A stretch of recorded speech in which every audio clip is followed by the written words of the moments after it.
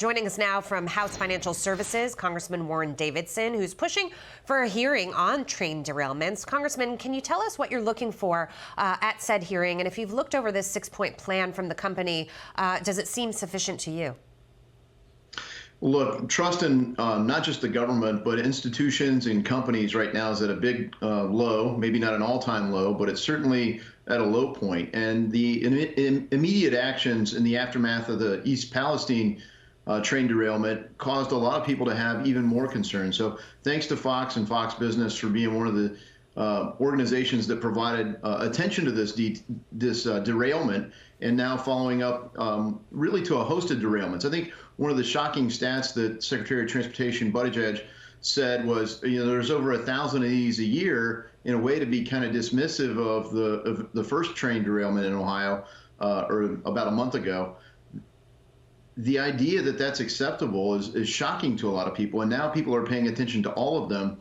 While this might not have had hazmat on it, it's still a big public safety concern, and hearings are needed to highlight what exactly is the solution. Yeah, and it's interesting because Pete Buttigieg, Secretary of Transportation, isn't asking these kinds of questions. He isn't mapping out what a path forward looks like, and that's angering many of the people who live on the ground there, but across the country as well, because as a matter of fact, these train derailments aren't necessarily an isolated incident that happened in Ohio, but I do believe we have a map showing some major incidents across the country, and so this is something that we have to try to think about moving forward. But where is Buttigieg? Where is he in the cleanup effort and restoring confidence, not only in Ohio, but in the system moving forward?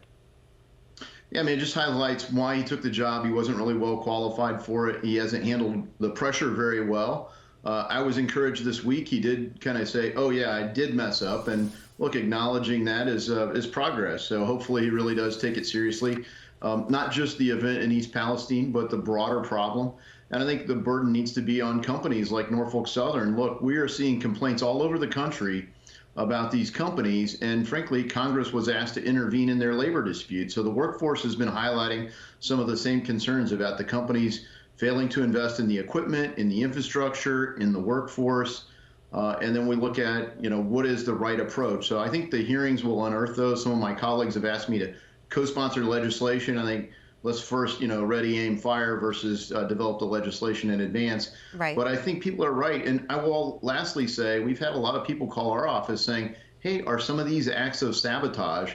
And I think our intel community and law enforcement community should be weighing in on that. Yeah. Final question. When it comes to the company itself, do you think that it's doing enough on the ground to help the people there? Because there are some major concerns still about the drinking water, even though the EPA said it's fine, the air quality, the soil, many things to worry about.